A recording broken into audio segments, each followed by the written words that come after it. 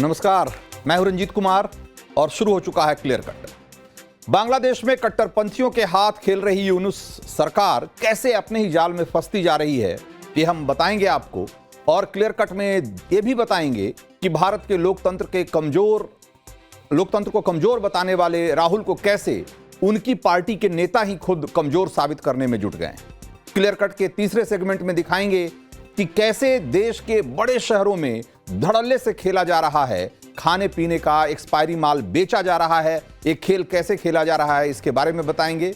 और आखिर में दिखाएंगे भगवान राम की रत्न जड़ित वो प्रतिमा जो अयोध्या में दक्षिण भारत की आस्था के प्रतीक के रूप में विराजमान होने वाली है। लेकिन शुरुआत बिग अपडेट के साथ। बहुचर्चित यूपी के उन्नाव रेप केस में उम्र कैद की सजा काट रहे पूर्व विधायक कुलदीप सिंह सेंगर को दिल्ली हाईकोर्ट ने बेल दे दी है और सेंगर ने ट्रायल कोर्ट से मिली उम्र कैद की सजा को हाईकोर्ट में चुनौती दी थी। अदालत ने कुलदीप सिंह सेंगर को 15 लाख रुपए के निजी मुचलके पर सशर्त रिहा करने का आदेश दिया है। मदरसा शिक्षकों को लेकर यूपी सरकार ने बड़ा फैसला लिया है। टीचर्स को असीमित अधिकार देने वाले बिल वापस लिए जाएंगे। सरकार ने विधानसभा में बिल वापसी का प्रस्ताव पेश किया है। बिल वापसी के बाद पुलिस जांच और गिरफ्तारी रुक सकेगी। साल 2016 में समाजवादी पार्टी सरकार के समय में बिल पास हुआ था और तत्कालीन राज्यपाल राम नाईक ने बिल पर आपत्ति भी जताई थी। बरेली में 26 सितंबर की हिंसा से जुड़े आरोपियों पर बुलडोजर एक्शन होगा। आज तौकीर रजा के एक और करीबी वाजिद बेग के अवैध बारात घर को बुलडोजर से ध्वस्त कर दिया गया है। खबर के मुताबिक भीड़ जुटाने के लिए इसी बारात घर में साजिश की मीटिंग हुई थी और अब इसे बुलडोज कर दिया गया है। गुजरात के नाडियाड में अतिक्रमण के खिलाफ बड़ा एक्शन देखने को मिला है। नाले के ऊपर बनाई गई 48 दुकानों पर बुलडोजर चलाकर उसे जमींदोज कर दिया गया। लोगों के भारी विरोध के बावजूद भारी पुलिस फोर्स की तैनाती में कार्रवाई की गई। बाड़मेर की कलेक्टर टीना डाबी एक बार फिर सुर्खियों में हैं। आरोप है कि बाड़मेर में प्रदर्शन कर रही छात्राओं को सिर्फ इसलिए गिरफ्तार कर लिया गया क्योंकि उन्होंने कलेक्टर टीना डाबी को रील स्टार कह दिया था। कॉलेज में फीस बढ़ोतरी के खिलाफ एबीवीपी के छात्र धरना दे रहे थे और इसी दौरान छात्राओं ने टीना डाबी के आंदोलन स्थल पर न आने को लेकर रियल की जगह रील स्टार बता दिया उन्हें, जिसके बाद उन्हें हिरासत में ले लिया गया। हालांकि बाद में उन्हें छोड़ दिया गया। गाजियाबाद के वैशाली में दबंगों ने एक परिवार पर लाठी डंडों से हमला कर दिया। प्रॉपर्टी के विवाद में सरेआम सड़क पर मारपीट की गई, जिसका वीडियो अब सोशल मीडिया पर वायरल हो रहा है। इस मारपीट में कई लोग घायल हुए हैं। 2 लोगों की हालत काफी गंभीर बताई जा रही है इस मामले में। और ये जो तस्वीरें हैं आप उसी से जुड़ी हुई देख रहे हैं। राजस्थान के प्रसिद्ध कृष्णधाम सावलिया जी मंदिर में हर बार की तरह इस बार भी करोड़ों रुपए के चंदे की धन वर्षा हुई है और इस बार मात्र 1 महीने में भक्तों ने 29 करोड़ रुपए से अधिक नगद चंदा दिया है और इसके अलावा 1785 ग्राम सोना और करीब 1 क्विंटल चांदी भी भेंट की है। इतना ही नहीं, विदेशी मुद्रा और चेक भी चंदे में मिला है। 4 चरणों में हुई गिनती के बाद बताया गया कि कुल 29 करोड़ 32 लाख रुपए का चंदा मिला है। जूनागढ़ में गिर का जंगल शेरों की दहाड़ से गूंज उठा। वर्चस्व को लेकर 2 शेरों में जबरदस्त जंग हो गई। दोनों ताकतवर शेरों ने एक दूसरे पर जमकर हमला किया।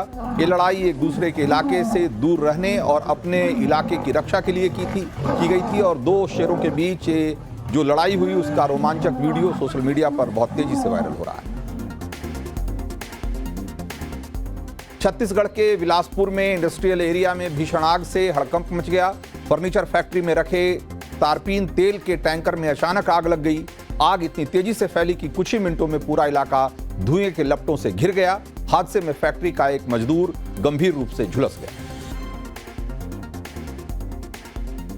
और दिवालिया हो चुका आतंकी मुल्क पाकिस्तान एक बार फिर दुनिया के सामने बेइज्जत हुआ है। कर्ज के सहारे जिंदा पाकिस्तान ने अब खर्चा चलाने के लिए अपनी सरकारी एयरलाइन कंपनी पाकिस्तान इंटरनेशनल को नीलाम कर दिया है। नीलामी में 3 कंपनियों ने बोली लगाई है। पाकिस्तान अपने एयरपोर्ट और बंदरगाहों को भी पहले ही बेच चुका है।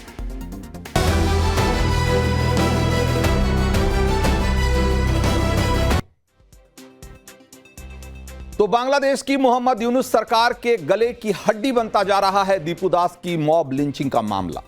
इस निंदा का झूठा आरोप लगाकर जिस बेरहमी से दीपू दास को मौत के घाट उतारा गया, उसकी गूंज दुनिया के कई देशों में अब सुनाई दे रही है और भारत में तो इसके खिलाफ हल्ला बोल का जबरदस्त माहौल दिख रहा है। राजधानी दिल्ली से लेकर भोपाल, हैदराबाद, कोलकाता और असम के धुबरी में सड़कों पर कैसे हिंदू संगठनों ने जबरदस्त आक्रोश दिखाया, इन 6 तस्वीरों के जरिए आप इसे समझ सकते हैं।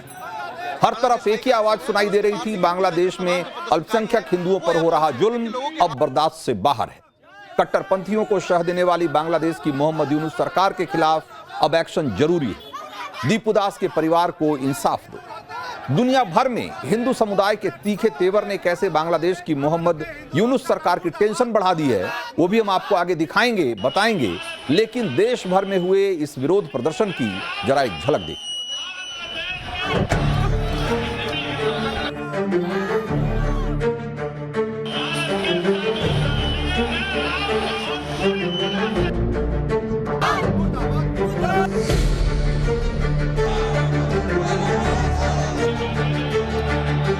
कट्टरपंथ के खिलाफ जो लड़ाई चल रही है और यहाँ देखिए कि बैरिकेड्स बांग्लादेश के पुलिस प्रशासन के मुंह पे तमाचा है। उसको हम चेतावनी देना चाहते हैं कि पुलिस प्रशासन और उन्हीं सरकार बांग्लादेश का होश में आए।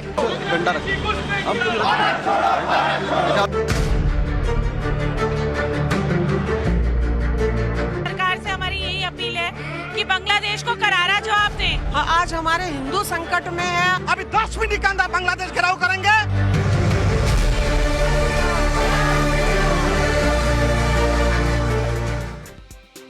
तो ये गुस्सा इसलिए भड़का है क्योंकि दीपू दास की मॉब लिंचिंग के पीछे की कट्टरपंथी साजिश अब खुल चुकी है। कट्टरपंथियों को मोहम्मद यूनुस सरकार से मिल रही शह का भांडा भी फूट चुका है। बांग्लादेश की पुलिस ने दीपू दास को सुरक्षा देने की बजाय कैसे उसे कट्टरपंथी भीड़ के हवाले कर दिया। बांग्लादेश में अल्पसंख्यक हिंदुओं में दहशत फैलाने के लिए कैसे दीपू के शव को चौराहे पर आग के हवाले करके एक खौफनाक खेल को अंजाम दिया गया, इसके सबूत वाले वीडियो अब एक तरीके से पूरी दुनिया में के सामने आ चुके हैं। और कैसे हादी की हत्या को एंटी इंडिया नैरेटिव में जानबूझकर बदला गया और पाकिस्तान के एजेंडे को बांग्लादेश की जमीन पर लॉन्च किया गया। कैसे पूर्वोत्तर के राज्यों को तोड़ने की साजिश को हवा दी गई, इसकी एक एक कड़ियां खुल चुकी और इसीलिए अब बांग्लादेश को सबक सिखाने के लिए आवाज उठ रही। अगर बांग्लादेश की सरकार ने अपने राज धर्म का निर्वहन नहीं किया तो वो दिन दूर नहीं है जब बांग्लादेश के 2 टुकड़े हो जाएंगे। बांग्लादेश में हिंदुओं को चुन चुन कर मारा जा रहा है। आखिर कब तक बांग्लादेश के अंदर इस्लाम के नाम पर हिंदुओं को मारा जाएगा? आखिर कब तक? आपके हाथ में मोहम्मद यूनुस के पोस्टर क्यों है? मोहम्मद यूनुस इस समय बांग्लादेश की सरकार चला रहे हैं, उन्हें इस्तीफा दे देना चाहिए और उनकी खुद की जिम्मेवारी। अगर उनके देश में किसी भी हिंदू भाई की हत्या होती है तो सर्वोच्च पद पे बैठे हुए आदमी की जिम्मेवारी होनी चाहिए। दीपू चंद दास को जो जलाया गया है वहाँ पे, वो दीपू नहीं जलाया गया, पूरे हिंदू समाज के मुंह पे तमाचा मारा है बांग्लादेश ने।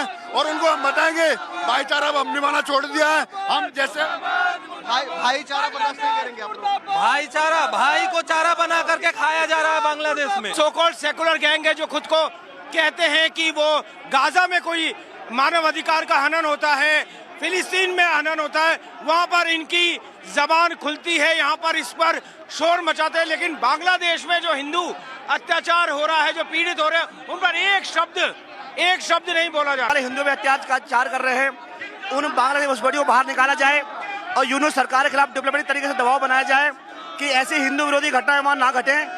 अन्यथा जो अवैध प्रकार के यहाँ बांग्लादेशी घुसपैठिए हैं, बजरंग दल उनको बाहर निकालने काम करेगा। तो पूरे हिंदुस्तान में चल रहे इस प्रोटेस्ट का असर यह हुआ कि ढाका में बांग्लादेश के विदेश मंत्रालय ने इंडियन हाई कमिश्नर प्रणय राय को बुलाया और बुलाकर उनसे अपील की कि भारत में जहां जहां भी बांग्लादेश हाई कमीशन का दफ्तर है वहां सुरक्षा और मजबूत की जाए। क्योंकि ऐसा नहीं है कि ये विरोध प्रदर्शन सिर्फ बड़े शहरों में हो रहे हैं। पश्चिम बंगाल से लेकर असम और त्रिपुरा तक बांग्लादेश के बॉर्डर से सटे बॉर्डर वाले इलाकों में इसी तरीके का उग्र प्रदर्शन हो रहा है। वहां के लोग पूर्वोत्तर के राज्यों को भारत से काटने की जो बांग्लादेशी कट्टरपंथियों की धमकी है उसको लेकर भड़के हुए और चेतावनी ये दे रहे हैं कि अगर ऐसा सोचा भी तो भारत सबक सिखाने में देर नहीं करेगा। दीपू दास से जिंदा जलाया, ये बैठने नहीं दूंगा। ये ताला लगाना पड़ेगा, बैठने नहीं दूंगा।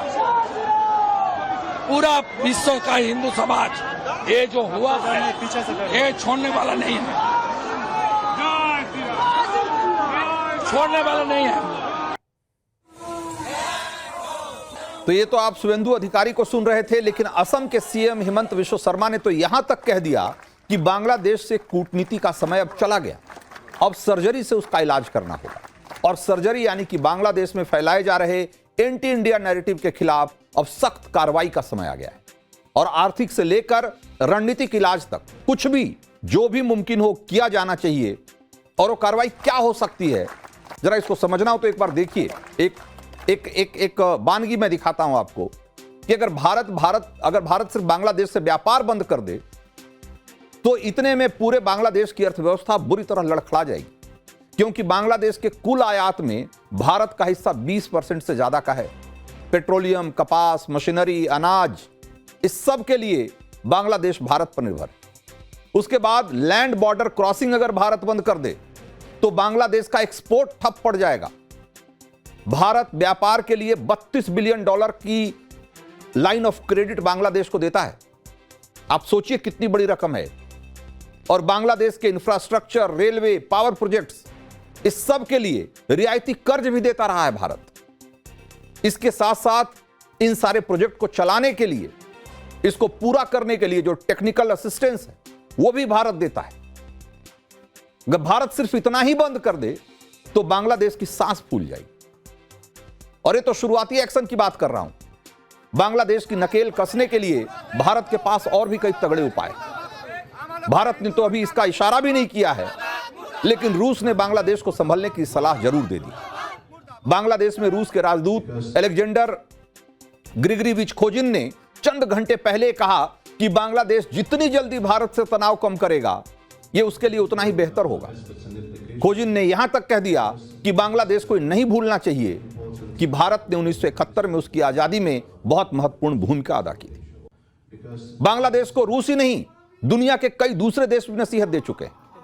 दीपू दास की हत्या को लेकर संयुक्त राष्ट्र से फटकार मिल चुकी है। कनाडा, अमेरिका, इजराइल, सब में इसके खिलाफ आवाजें उठ रही है। यानी दुनिया में यह साफ मैसेज गया है कि बांग्लादेश में अल्पसंख्यक हिंदू कट्टरपंथियों के निशाने पर है। हिंदुओं को वहां कैसे प्रताड़ित किया जा रहा है, दीपू दास उसका सबसे बड़ा उदाहरण बन चुका है। और यह बात बांग्लादेश के लिए खतरे की घंटी है। इसे मोहम्मद यूनुस सरकार के लिए समझना कोई मुश्किल नहीं है कि यह कितना बड़ा खतरा है। और बड़ी बात यह है कि बांग्लादेश में कट्टरपंथी छात्र नेता हादी की हत्या को अल्पसंख्यक हिंदुओं के खिलाफ हथियार बनाने की जो प्लानिंग थी, अब वो भी फेल होती दिखाई दे रही है, क्योंकि खुद वहां की पुलिस ने इसमें किसी तरीके से भारत का हाथ होने से साफ इनकार कर दिया है। ऐसे में मोहम्मद यूनुस सरकार अपने ही जाल में फंसती हुई दिखाई दे रही है।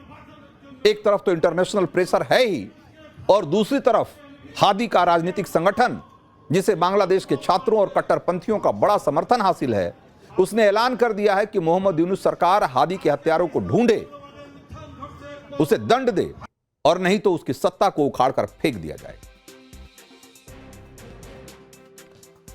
तो आपको आगे बताते हैं कि कांग्रेस पार्टी में क्यों प्रियंका गांधी को लेकर एक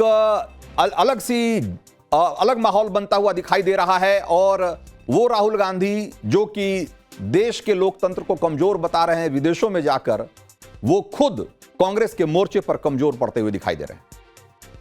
तो देश का लोकतंत्र कमजोर है या कांग्रेस का संगठन कमजोर है, या उससे भी बढ़कर यह सवाल कि क्या राहुल गांधी कमजोर है?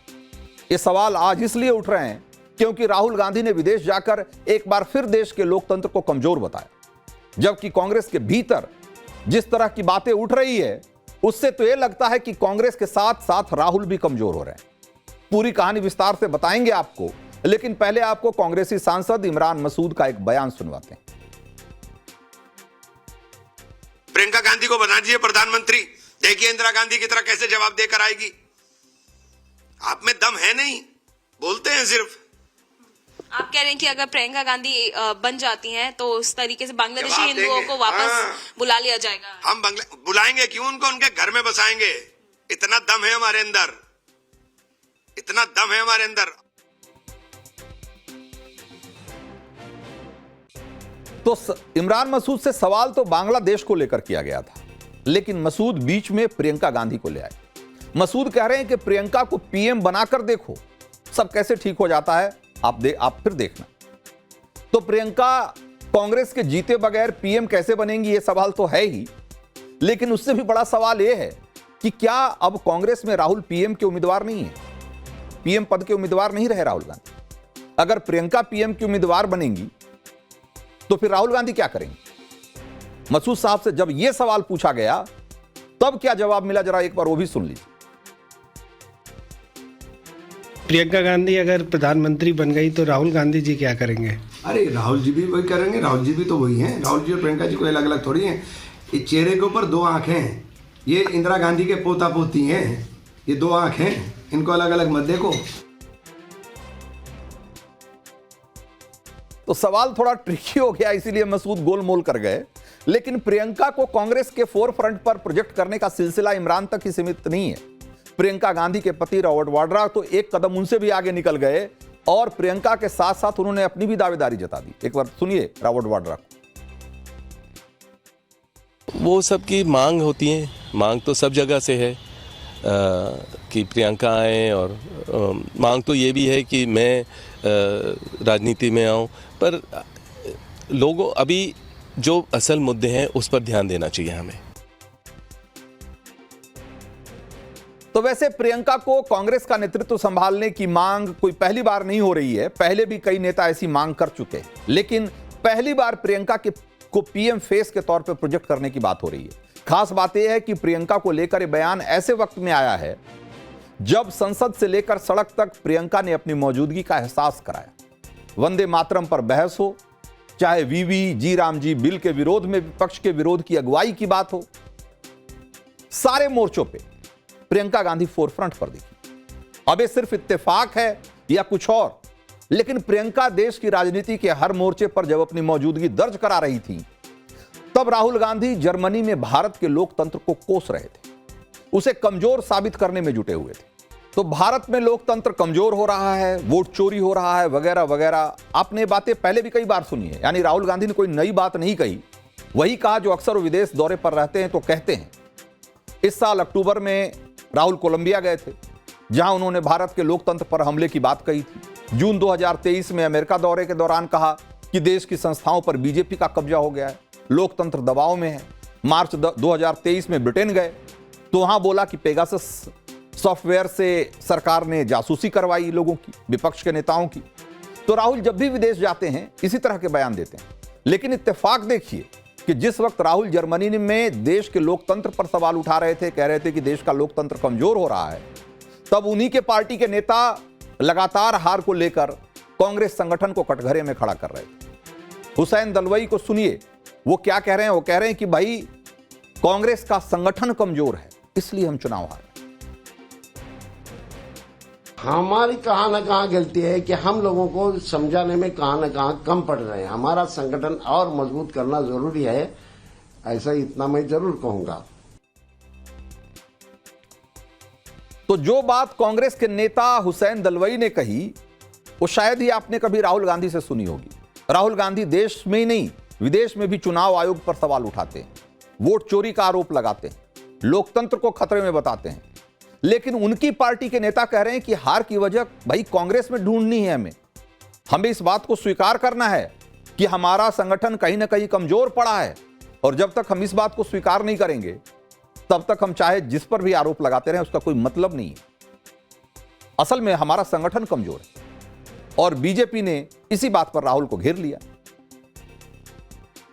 राहुल गांधी फ्रस्ट्रेटेड है। राहुल गांधी क्या बोलते हैं उनको कुछ पता नहीं है।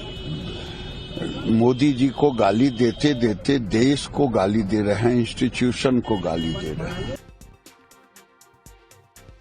तो बीजेपी का आरोप अपनी जगह है, लेकिन राहुल गांधी के नेतृत्व को लेकर कांग्रेस के भीतर ही जिस तरह के सवाल उठने लगे हैं वो भी एक संकेत है।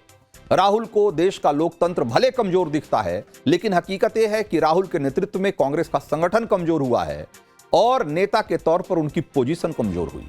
हुसैन दलवाई और इमरान मसूद जैसे नेताओं के बयान से यही साबित हो रहा है। अब आगे बढ़ते हैं और आपको ये दिखाते हैं कि एक अलर्ट करने वाली खबर, और ये बताएंगे कि कैसे हमारे और आपके खाने की थाली में जहर परोसने की एक बड़ी साजिश हो रही।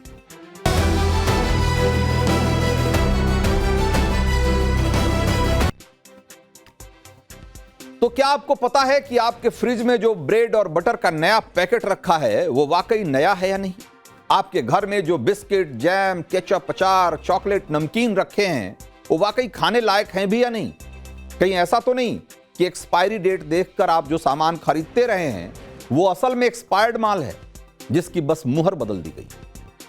ये बात थोड़ी हैरान करने वाली है लेकिन सच है। हम जो आगे बताने जा रहे हैं उसे गौर से सुनिए और नजरें गड़ा कर देखिए। तो बाजारों में बिक रहे सामान को लेकर एक बार फिर से डराने वाला सच सामने आया है।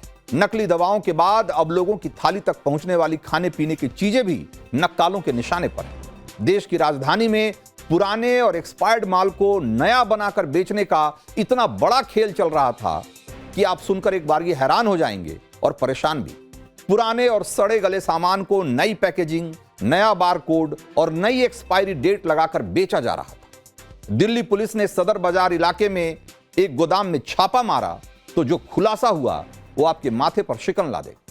पुलिस का बयान सुनिए जरा एक बार, फिर आगे की पूरी कहानी बताते हैं आपको। में ओरियो हो गया, आपका फैंटा हो गया, कोको कोला हो गया, माउंटेन ड्यू हो गया, इसके अलावा कॉफ़ी हो गया, स्टारबक्स हो गए, कोस्टा कॉफ़ी हो गया, नेस्कैफे हो गया, केलॉग्स हो गया, चॉकलेट में लिंडोर, न्यूटेला, कैडबरी, कैंडीज़ में आइस ब्रेकर, माने जो भी आप ब्रांड खोजेंगे सारे ब्रांड हैं इनके पास। ब्रांड की कोई कमी नहीं थी। कितने तक का अब तक ये लोग माल सप्लाई कर चुके होंगे? माल जो हमने पकड़ा है वो तो 4.3 करोड़ के आसपास का वैल्यू का है, लेकिन ये 2022 से कर रहे हैं तो काफी इन्होंने ये सब काम किया हुआ है। तो सुना आपने कि कैसे मशीनों की मदद से पुरानी तारीख हटाकर नई तारीख प्रिंट की जा रही थी। फर्जीवार कोड तैयार कर बोतलों और केन्स पर चिपकाए जा रहे थे ताकि सामान असली लगे और आसानी से बाजार में खपाया जा सके। और इन सामानों में क्या क्या था जरा एक बार वो भी जान लीजिए।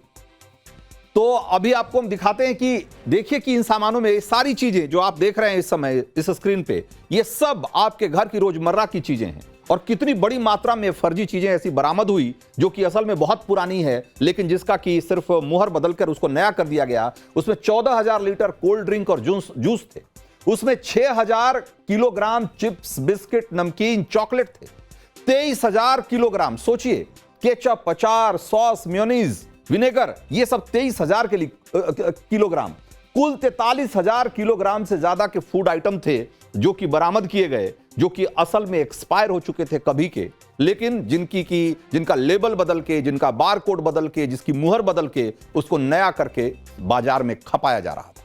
अब आप सोचिए कि ये तो एक जगह की बात हुई और ये संयोग से पकड़ा गया ये गैंग, वरना आप सोचिए कि इस देश में और भी कहां कहां कितने बड़े पैमाने पर एक खेल चल रहा होगा।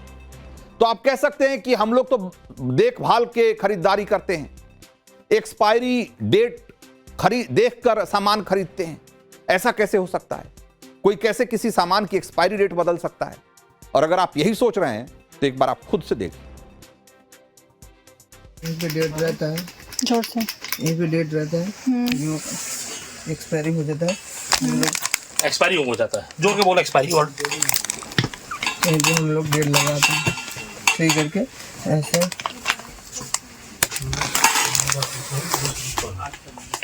कोई सा ऐसे हम लोग सही करके ऐसे सही के लगाते हैं। जोर से बोल, ऐसे लगाते हैं डेट। दिखा। तो देखा आपने कितना आसान है एक्सपायरी चीजों को फिर से नया बना देना, आपकी हमारी सेहत को दांव पर लगा देना। और धोखाधड़ी का एक खेल हाल फिलहाल से नहीं, बहुत लंबे समय से चल रहा था। गिरोह ने नकली baby product, chocolate, cold drink और उससे लेकर खाने पीने की हर पुरानी और एक्सपायर चीज को नया बनाकर बेचने का एक बहुत बड़ा नेटवर्क खड़ा कर रखा था। और ये सभी प्रोडक्ट देखने में बिल्कुल असली जैसे लगते थे, कहीं से आप पकड़ ही नहीं पाएंगे कि ये पुराना माल है जिसको नया कर दिया गया है। कोई भी आसानी से धोखा खा सकता है। और एक और खास बात जान लीजिए कि फूड माफिया कई विदेशी ब्रांडों को भी इसी तरह से बाजार में खपा रहे थे, बल्कि वो कई बार तो पुराना माल, एक्सपायर्ड माल इंपोर्ट ही करते थे और उसके बाद यहां लाकर उसका लेबल बदलकर उस पर नई ब्रांडिंग करके उसको बेच देते थे। और ये गिरोह कैसे काम करता था यह भी पुलिस ने बताया, सुनिए एक बार। इनिशियली जो है ये बॉम्बे में इंपोर्ट होता है और ये नियर एक्सपायरी गुड्स इंपोर्ट कर रहे थे। इनका ये एंटिसिपेशन था कि हम बेचेंगे, लेकिन इनका क्रिमिनल माइंड ये था कि हम इसको रीपैकेजिंग करके और रीलेबलिंग करके मार्केट में सेल करेंगे। इसमें ये बॉम्बे इंपोर्ट हुआ। उसके बाद हमारा जो मेन एक्यूज जिसको हमने अरेस्ट किया उसका नाम अटल है। तो छापे के दौरान बड़ी मात्रा में नकली cold drink, chocolate, baby food, खाली बोतलें, लेबल, फर्जी बारकोड और डेट बदलने की मशीनें बरामद की गई। फिलहाल पुलिस ने 7 आरोपियों को गिरफ्तार करके जेल भेज दिया है, लेकिन सवाल अभी बाकी है कि आखिर कितने ऐसे माफिया और इस देश में ऑपरेट कर रहे हैं और कब से मुनाफे के लिए आम लोगों की जिंदगी को इसी तरीके से दांव पर लगाया जाता रहा।